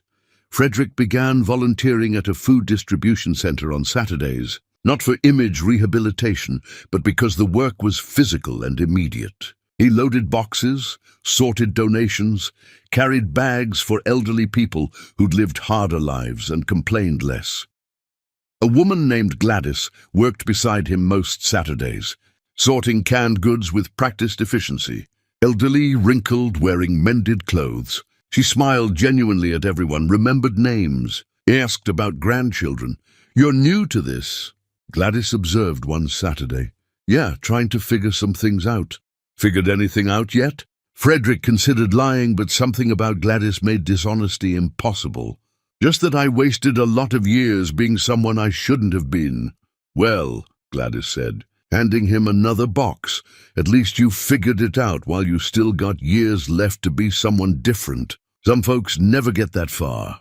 Her words stuck with Frederick longer than therapy insights. Maybe transformation wasn't dramatic change, but incremental shifts, daily choices to be marginally better. Understanding consistency mattered more than intensity.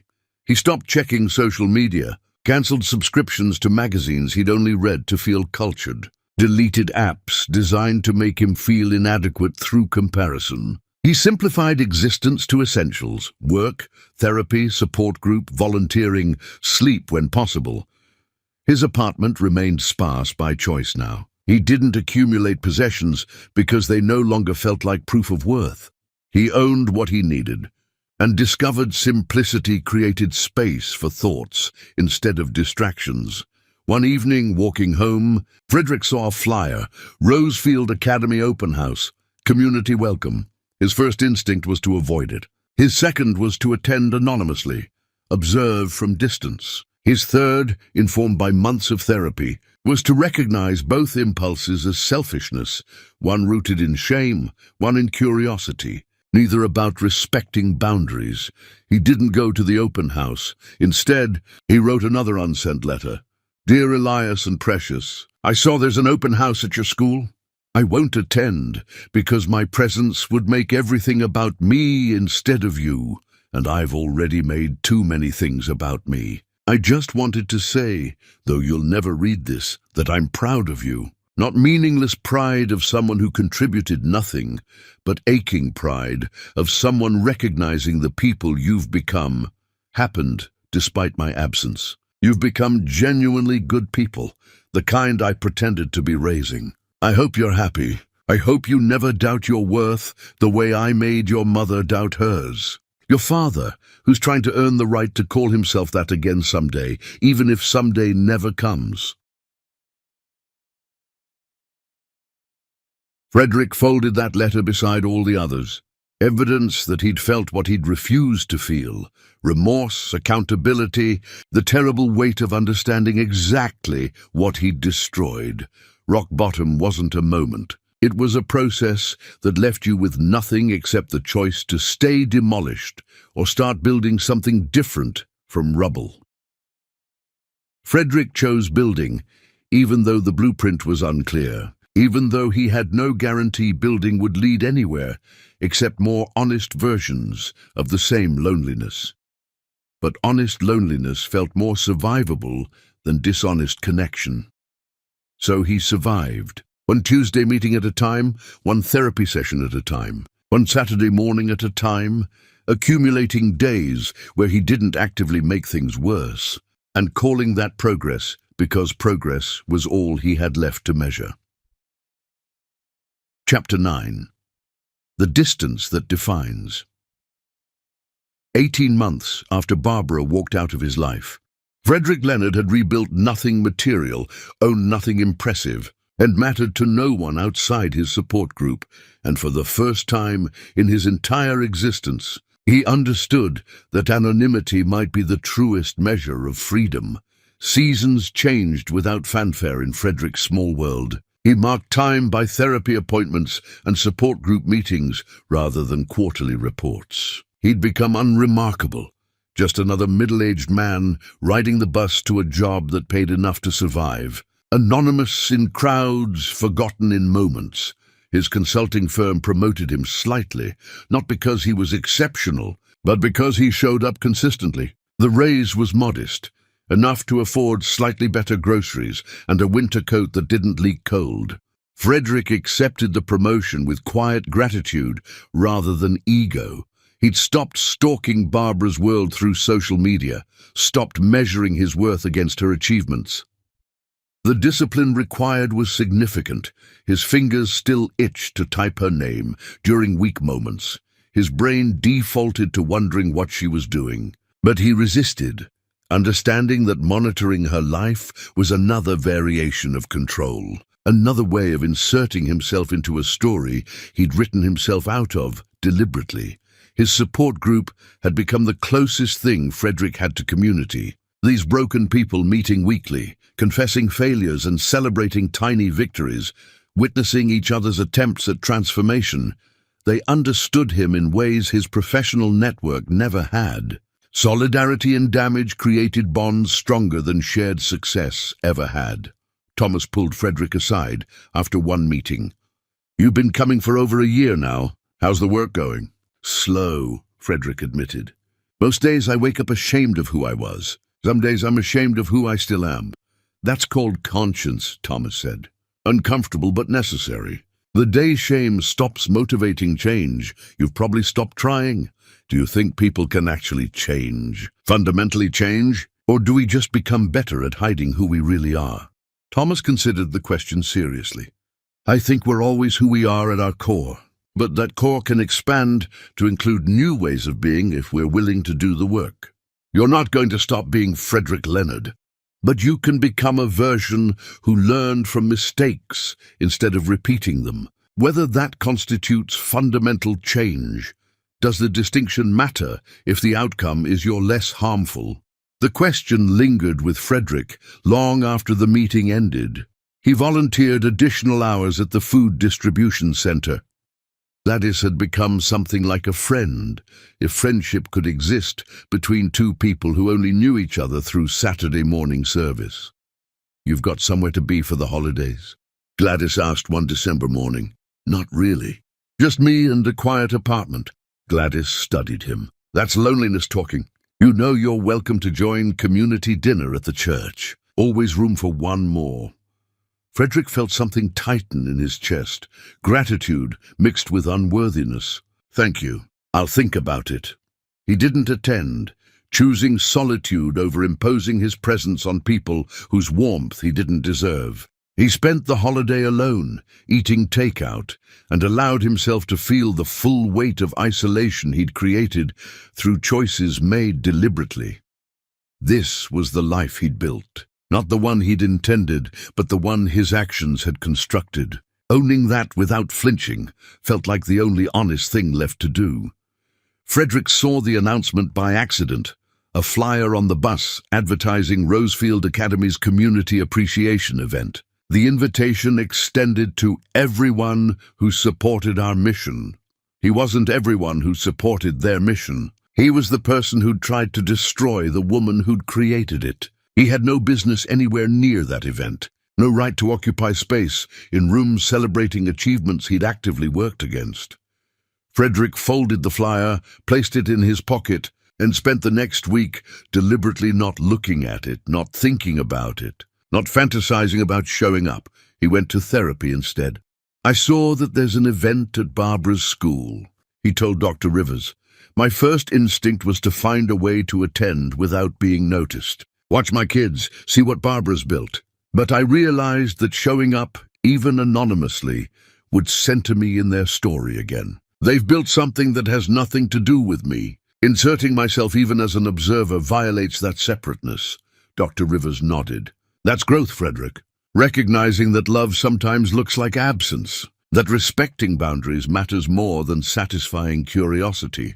"It doesn't feel like growth," Frederick said bitterly. "It feels like punishment, like I'm condemned to wonder about them forever, to care about people who rightfully don't want me caring."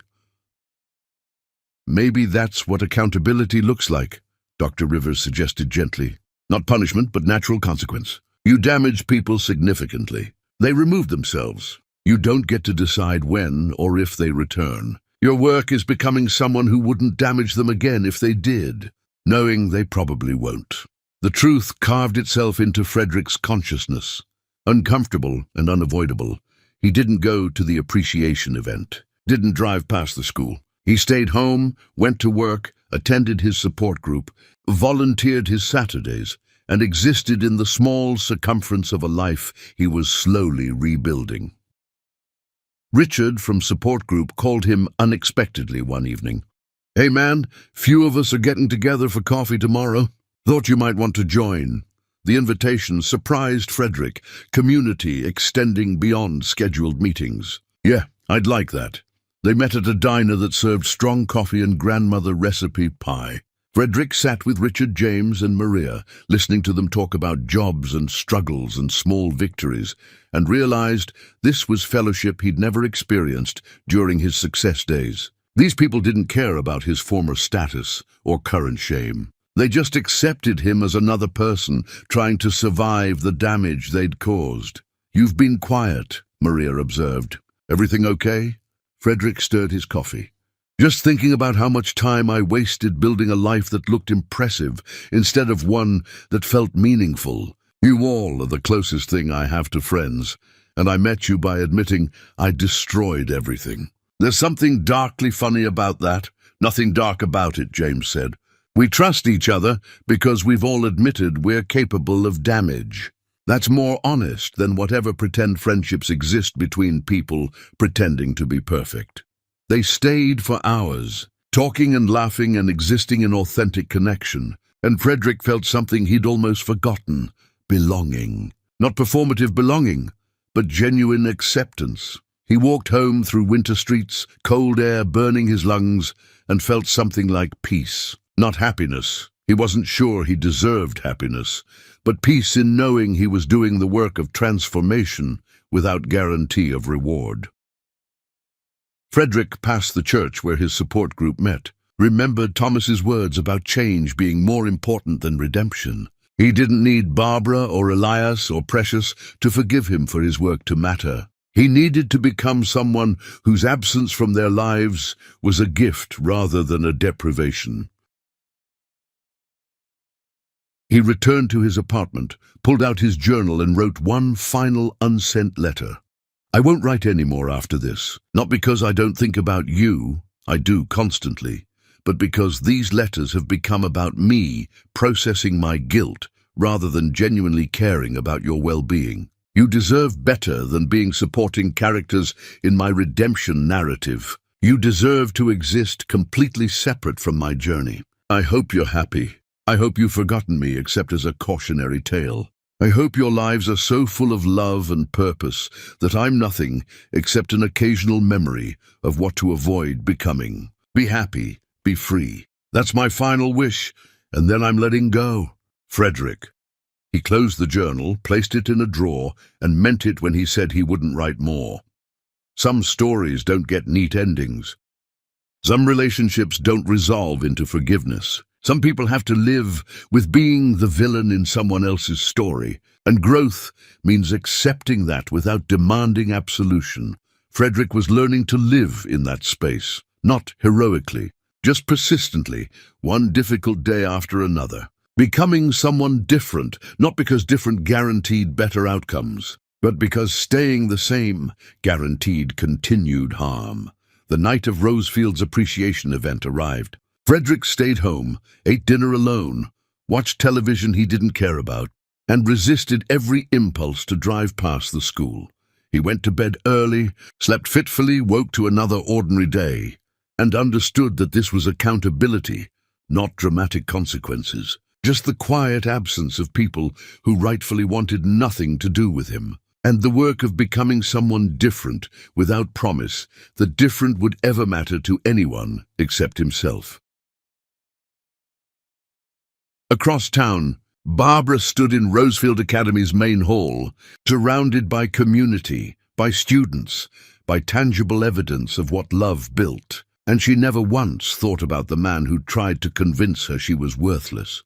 She'd moved so far beyond his damage that he'd become irrelevant, and that irrelevance was the greatest possible outcome, not for Frederick's sake, but for hers. Some endings are defined by presence. Others by absence so complete it becomes its own form of closure. Frederick was learning to live in that absence, to make peace with irrelevance, to understand that transformation without witness might be the purest kind. And though he didn't know it yet, that understanding would soon be tested in ways he hadn't anticipated. But tonight, He simply existed, separate, silent, working on change nobody would see, and discovering that invisible growth might be the only kind that actually mattered. Chapter 10. The Rain That Washes Nothing Clean.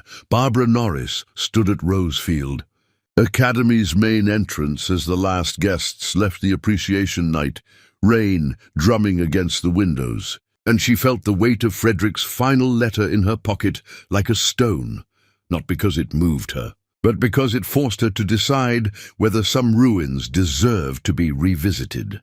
The letter had arrived 3 weeks ago. No return address. Just Frederick's handwriting she'd recognize anywhere, even after years of separation. She'd read it once, folded it carefully, and carried it since, not from sentimentality, but from the burden of knowing someone was changing without owing them acknowledgement of that change. "I won't write any more after this," the letter had said, and something about the finality had felt genuine in ways his previous apologies never had. Not asking for forgiveness, not demanding attention, just releasing her from the obligation of caring about his transformation, which paradoxically made her care just slightly, just enough to wonder if people actually changed or just learned better performances. The appreciation event had been beautiful. Students performed music they'd composed themselves. Parents spoke testimonials about children who discovered confidence through education. Teachers shared stories of breakthrough moments when struggling kids suddenly understood they were capable of more than survival. The entire evening proved what Barbara had built through consistency and care, something that couldn't collapse because it wasn't held up by ego, just by daily commitment to showing up for people who needed someone to show up. Elias and Precious helped clean up now, stacking chairs and collecting discarded programs. They moved with practiced efficiency, these remarkable humans who'd chosen love over luxury and built themselves into people Barbara would admire, even if they weren't hers. Elias had been accepted to graduate programs for education policy. Precious had scholarship offers for art and design. They were launching into lives they'd built despite Frederick's absence, not because of any contribution he'd made. Thunder cracked overhead, the kind that shakes buildings and reminds humans they're small. Rain intensified from steady to torrential, turning streets into rivers, creating weather that demanded staying inside until storms passed. Barbara glanced through the window and froze. A figure stood across the street, soaked completely, not seeking shelter, just standing in the downpour, staring at the building. She couldn't make out features through rain and distance, but something about the posture, shoulders hunched not from cold, but from carrying weight, stillness that suggested he'd been there a while, made recognition impossible to avoid. Frederick. Her first instinct was anger. He'd promised in his letter to stay away, to release them from his orbit, and here he was, violating that promise like he'd violated every other. Her second instinct was to ignore him completely, let him stand in the rain until hypothermia made him leave, because she owed him nothing, not acknowledgement, not conversation, not even the dignity of being seen. Her third instinct, quieter but more insistent, was something she couldn't quite name. Not forgiveness, not reconciliation, just the faint echo of the question Dr. Rivers would ask, "What kind of woman do you want to be? The one who turns away from suffering because it's deserved, or the one who witnesses it because that's who she chooses to be?" "Verdi." "Your father is outside," Barbara said quietly to Elias and Precious, her voice cutting through their cleanup rhythm. Both children froze. Precious moved to the window, saw the figure, and her expression hardened immediately. "Why is he here?" "I don't know." Barbara studied her children's faces, reading anger and hurt, and the particular betrayal of someone breaking promises. "You don't owe him anything. Not your time, not your presence, not even acknowledgement. But he's out there in the rain, and I need to decide what kind of person I am." Elias's jaw tightened. "Witnessing doesn't mean welcoming him back." "I know." "If you go out there," Precious added, her voice small and fierce simultaneously, "we're coming with you. We're not letting him hurt you again." Barbara felt her chest constrict with love for these protectors she'd raised, these children who'd become her shield. Then we go together. But we set the terms. We control the boundaries. He doesn't get to dictate anything anymore. They walked out into the rain as a unit, Barbara flanked by Elias and Precious, a family forged through survival presenting a united front. The cold hit immediately, rain soaking through clothes within seconds, but none of them retreated. Frederick saw them coming. He didn't move closer, didn't speak first, just stood there shivering and smaller than Barbara remembered, like collapse had physically diminished him. They stopped 12 feet away, that distance feeling important, necessary. The space that said, "We're listening, but you're not welcome closer." Rain pounded between them, creating sound that made intimacy impossible, which suited everyone perfectly. Barbara spoke first, her voice cutting through the storm. "You sent a letter saying you wouldn't intrude anymore." Frederick nodded, water streaming down his face, impossible to distinguish from tears if tears were present. "I know, I meant it when I wrote it. I wasn't planning to come here." "I didn't," his voice broke. "I just needed to see the building. See what you built. I wasn't going to make contact. I was just going to look and leave. But you stayed," Elias said, his tone accusatory. "You stood here getting soaked instead of respecting the boundaries you claimed to understand." "You're right." Frederick didn't defend himself, didn't argue. "I should have left the moment I saw the lights on. Should have never come at all. I'm sorry. I'll go now." He turned to leave, but Barbara's voice stopped him. "Wait." Frederick turned back, hope flickering across his face before he suppressed it, like hoping for anything from them felt obscene. "I need to understand something," Barbara said. "Are you here because you've changed, or because you need us to validate that you've changed? Because if it's the second thing, you can leave now." Frederick stood silent for a long moment, rain the only sound between them. When he finally spoke, his voice was barely audible over the storm. "I thought I'd changed enough that seeing you happy wouldn't destroy me. I was wrong. Watching through that window, seeing you all together, successful, thriving without me, it didn't make me feel proud. It made me realize how much I needed you just to stand at all. How without you I was hollow, am hollow. I'm not here because I've changed, Barbara. I'm here because I finally understand what I destroyed, and that understanding is unbearable." "That's called consequence," Barbara said, her voice hard but not cruel. "You built your palace on pride, Frederick. I built my world on love, and love never abandoned me even when you did. Especially when you did." Precious stepped forward slightly, rain plastering her hair to her face, her eyes holding wisdom beyond her years. "Daddy, we don't forget what you did. Every day we carry the memory of you telling Mama she wasn't good enough, of you choosing everything except us. But Mama taught us that people can grow if they choose to hurt less and love more. So I'll ask you directly, have you chosen that? Or are you just sad about losing things you took for granted?" The question hung in the rain-soaked air, brutal in its honesty. Frederick looked at his daughter, this child he'd tried to bribe with European vacations, who'd chosen her mother over his money, and his face crumpled with genuine anguish. "I don't know if I've changed enough to matter. I know I'm different than I was. I know I see what I did clearly now. How I weaponized your mother's love, how I taught you that worth came from wealth. I know I was monstrous in ways I called success. But knowing and changing, those aren't the same thing. And I don't expect you to witness my attempts or validate my effort. I'll spend whatever time I have left trying to become someone worthy of being in the same room as your respect. Not your love, not your forgiveness, just your respect. Even though I know I'll probably never earn it." Elias spoke then, his voice colder than Precious's. "You don't get to decide when you've earned it. We do. And right now, standing in the rain making dramatic speeches that feels performative. Dad, like you're trying to emotional leverage us into saying you're forgiven so you can stop feeling guilty."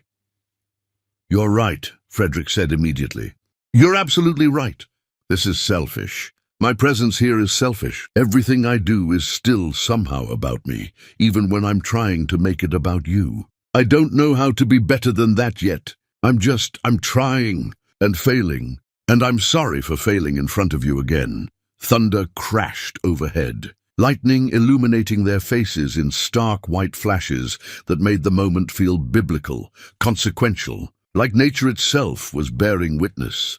Barbara felt something shift inside her, not forgiveness, but the faint possibility of something adjacent to it. Not reconciliation, but the recognition that this broken man in the rain was genuinely trying, even if trying poorly, and that witnessing his effort didn't obligate her to anything except choosing what kind of person she wanted to be. "This isn't reconciliation," Barbara said finally, her voice carrying over the storm. "This isn't even the beginning of one. This is me choosing to witness that you're trying without owing you access to what we've built. You're allowed to watch from a distance, Frederick, to know we're doing well, to understand that we survived your damage and became stronger because of it. But you're not entitled to proximity. You're not owed our time or emotional energy. We've moved beyond you so completely that you're not even a wound anymore, just a scar we forget about until weather makes it ache." Frederick nodded, water and what might have been tears mixing on his face. "I understand." "Do you?" Elias challenged. "Because understanding means accepting that maybe we never want more than this. Maybe this moment in the rain is all you get. No coffee dates in a few years. No gradual rebuilding. Just us acknowledging you exist and then walking away. Can you accept that?" "I have to," Frederick whispered. "Because the alternative is demanding things from you that you don't owe me. And I'm trying very hard not to be that person anymore." Precious surprised everyone by stepping forward, closing half the distance between them. "Maybe in a long time, if you keep showing up for yourself the way you should have shown up for us, maybe we can be civil, distant but not hostile. That's the most I can imagine right now, and even that feels generous." It wasn't forgiveness. It wasn't hope. It was the thinnest acknowledgement that transformation was possible without being guaranteed, and that possibility didn't require her participation. Barbara turned to leave, then stopped. She reached into her pocket, pulled out Frederick's letter, and held it out toward him. "You said you wouldn't write anymore. Keep that promise. We don't need updates on your progress. We don't need to be characters in your redemption story. You're welcome to become better, Frederick, but we're not your teachers anymore. That work is yours alone." Frederick didn't take the letter. "Keep it, destroy it, whatever you need. I meant every word, including the part about letting you go completely." Barbara nodded once, pocketed the letter again, and turned toward Rosefield's entrance. Elias and Precious followed immediately, forming their protective unit again. Leaving Frederick standing alone in the rain, they walked back into warmth and light, back into the world they'd built without him, and the door closed softly behind them, not with the slam of anger, but the quiet certainty of boundaries held. Frederick stood in the rain until he couldn't feel his fingers, until hypothermia threatened, until staying longer would be self-harm disguised as penance. Then he walked to the bus stop, rode home to his small apartment, and understood that this was the rest of his life, loving people from distance, respecting boundaries he'd destroyed, carrying damage he'd caused without demanding those he'd damaged help him carry it. He would spend years proving he meant his words, never knowing if those years would matter. And perhaps that uncertainty was the point. Transformation without guarantee, growth without witness, becoming different, not because someone was watching, but because staying the same felt like choosing death. Barbara didn't watch him leave. She was already helping Elias and Precious finish cleanup, discussing breakfast plans, laughing about something small and meaningless, existing as a family, not defined by what they'd survived, but by what they'd chosen to build after survival. The rain washed the streets clean that night, but some stains run deeper than water reaches. And perhaps that's the truest ending, not redemption, not reunion, just the quiet dignity of people learning to carry their damage without letting it carry them, choosing who they become despite who they were, and understanding that some distances never close because closing them would require sacrificing boundaries that keep us whole. Barbara locked, Rosefield's doors that night and drove her children home through rain that eventually stopped, through streets that eventually dried into a future that belonged entirely to them, unburdened by ghosts, unencumbered by men who'd forgotten that love was verb before it was noun. Free in ways freedom only exists when you've survived losing everything and discovered you still have yourself.